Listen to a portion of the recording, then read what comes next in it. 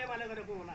यही गुटछोडमा धेरै एमाले गरेको छ मैले, जडीबुटीको नाताले पनि, मितको नाताले पनि, हरेक व्यापारी हिसाबको नाताले पनि मैले एमाले गरेको छु भने आज एमाले किन रहेनौँ हामी? केपी ओलीको अहङ्कारले, केपी ओलीको तानाशाहले गर्दाखेरिमा एमाले रहेनौँ। हामी मात्र रहेका होइनन्। अब माधव नेपाल जस्ताले हटायो भने 15 वर्ष पार्टीको नेतृत्व गरेको माधव नेपाल, प्रधानमन्त्री भएको माधव नेपाल उनले हटाइदियो। भीमराव जस्ता यो देशको बौद्धिक वर्गमा एउटा भीमराव पर्छन्, तपाईँहरू थाहा छ। भीमराव जस्ताले निकालिदियो। जो कि मदन भण्डारीले नेकपा एमालेको विचार सिद्धान्त जनताको बौद्धिक जनवाद विचारक मदन भण्डारीको छापले एमाले यहाँसम्म पुगेको हो। यो देशमा उनीको श्रीमतीलाई साधारण सदस्य दियो केपीले। कतिको तानाशाह हो केपी।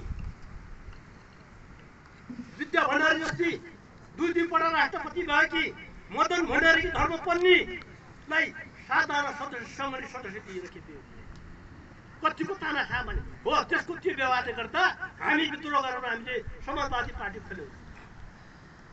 आज प्रचण्ड माधव नेपालले गर्दा यो देश कसरी बचाउनुपर्छ, कम्युनिस्टहरूलाई, कम्युनिस्टहरूको लाल झन्डा, हर्षौत अङ्कित झन्डा कसरी बढाउनुपर्छ, यो देशमा 62% जनता कम्युनिस्टहरू छन्, यिनीहरूको मनोभावना कसरी अगाडि बढाउनुपर्छ भनेर आज नेपाली कम्युनिस्ट पार्टी स्थापना गर्नुभयो, एकता गर्नुभयो। त्यसो भएको हुनाले तपाईँ हामीलाई गर्व छ, तपाईँ हामी खुसी नै छौँ एकता भएको। अघि हाम्रो गिरिजीले भन्नुभयो पृथ्वीनारायण शाह राज्य एकता गरे, राज्य एकीकरण गरे। प्रत्येक अहिलेको गाउँपालिका जस्तै प्रत्येक टाकुरे राजा थिए त्यसमा, कोटमा राजा थिए, नागराको राजाहरू। आज राज्य एकता भयो, एकीकरण भयो। सिद्धा सामर्थ्य भनेको सिद्धा राजा थियो, सबभन्दा शक्तिशाली राजा। उसको सिमानामा थियो भने पूर्वको त्रिशुली, पश्चिमको कमल गढवाल, इन्डिया, उत्तरको ताङ्लापटको माना सरोवर, दक्षिणको लखनऊसम्म सिद्धापति दादाको यो राज्य थियो। 3 पटक आक्रमण गरे पृथ्वीनारायण शाहले सफल भएनन्। लास्ट बहादुर शाहले दर्शनको मौका पारेर सेनाहरू सबै दर्शन विधामा घर घरको अवस्थामा त्यही मौकामा उनी पृथ्वीनारायण बहादुर शाहले आक्रमण गरेर सिद्धापति राजाको नाश भयो। अरू सबै राजाहरूको सन्तान छन्। हामीले देखेको झारखण्ड राजा, दुलारा राजा, दैलेखी राजा, असमी राजा सबैका साथ सन्तान छन्। सिद्धापति राजाको सन्तान थिए। उनले आफ्नो सपना गरेनन्। उनले सबै मरे, सबै भुटिए। त्यो भएको हुनाले सिद्धापति राजाको सन्तान भएन। आज त्यो भएर नेपाल भयो। आज त्यस्तै नेपाली कम्युनिस्ट पार्टी बनेको सबै एक भएर यसमा नेपाली कम्युनिस्ट पार्टी कुनै माओवादीको होइन, कुनै समाजवादीको होइन। 2006 सालमा कुशुलाले नेपाल कम्युनिस्ट पार्टी स्थापना गरेको थिए। त्यसको अनुरूप यो कसैको अस्तित्व जगेन, कसको अस्तित्व दिएन। नेकपा माओवादीको कुरा गरौँ। 52 सालले माओवादीले जनयुद्ध गरे। के गरे उनले? हामी बन्दुकको नामबाट सत्ता कब्जा गर्छौँ, घोगारको लुट्ठीबाट सत्ता कब्जा गर्छौँ भने। तर दिल्ली सम्झ 12 बजे सम्झौतामा माधव नेपालले गएका थिए। 12 बजे समझदारी भयो। अब हामीले यो हतियारले राजनीति हुँदैन, अब शान्ति वार्तामा आउनुपर्छ, हामीले चुनावमा जानुपर्छ, बहुमतले हामी सरकारको सत्ता कब्जा गर्नुपर्छ भन्ने। अनि शान्ति 12 बजे समझदारीमा आए। अनि प्रधानमन्त्री भए बाबुराम, प्रचण्ड प्रधानमन्त्री भए, कोही मन्त्री भए। अनि त्यही यो माओवादीको 12 वर्षको युद्ध त रहेन नि, 10 वर्षको युद्ध त रहेन नि, माओवादी त्यही गए। अनि नेकपा माले झापा आन्दोलन धर्म प्रचार ढकालको टाउको काटेका थिए नेकपा मालेले। पछि पाँचौं राष्ट्रिय महाधिवेशनमा मदन भण्डारीले हामीले हत्या हिंसाको राजनीति गर्नु हुँदैन, जनताको बहुमत बौद्धिक जनवाद ल्याउनुपर्छ, बहुमतद्वारा हामीले चुनावमा जानुपर्छ, सरकार गरेर कब्जा गर्नुपर्छ भने।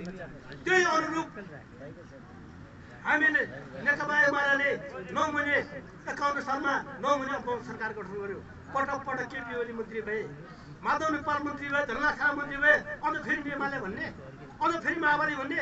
हाम्रो सिद्धान्त विचार त्यही गइसक्यो। अहिले त नयाँ नेपाल, नयाँ पार्टी, नयाँ चिन्ह, त्यसो भएको हुनाले अहिले सबै यसमा आयो। यो सबै 58 ठाउँ गयो, समुद्र भयो, समुद्रमा जस्तो कस्तो जे पनि आउँछ। काङ्ग्रेस पनि आउन सक्नुहुन्छ, एमाले पनि आउन सक्नुहुन्छ, माओवादी समाजवादी त भइहाल्यो यो ठाउँमा।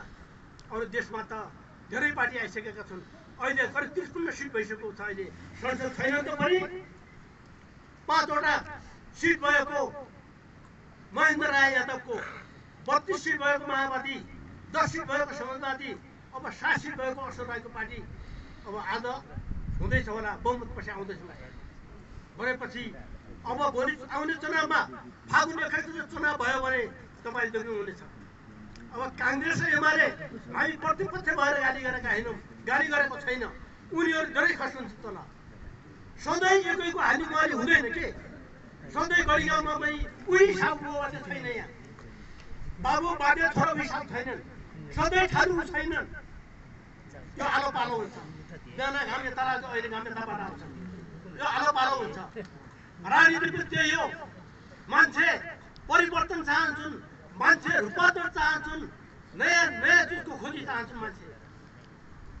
हामी सधैँ मासु भात मिठो लाग्दैन, सधैँ दही भात मिठो लाग्दैन, कहिले काहीँ असुरात्री पनि मिठो लाग्छ। कहिले कालो कोट लाउने मन लाग्छ भने कहिले सेतो कोट लाउने मन लाग्छ। इष्टमित्र पनि हाम्रा पुरानो बाउबाजेको इष्टमित्रहरू प्यारा लाग्छन् नि। हाम्रा इष्टमित्र प्यारा लाग्छन्, छोराले छोराका इष्टमित्र प्यारा लाग्छ। नयाँ नयाँ चिजको पर्खाइमा हुन्छन् मान्छेहरू। त्यसो भएको हुनाले अहिले नेपाली कम्युनिस्ट पार्टी नयाँ चिज हो, नयाँ पार्टी हो। यो पार्टीमा सबै बस्न रुचाउँछन्, आउन चाहन्छन्। त्यसो भएको हुनाले आदरणीय दाजुभाइ दिदीबहिनीहरू, भोलि यो जिल्लाको विकास हामी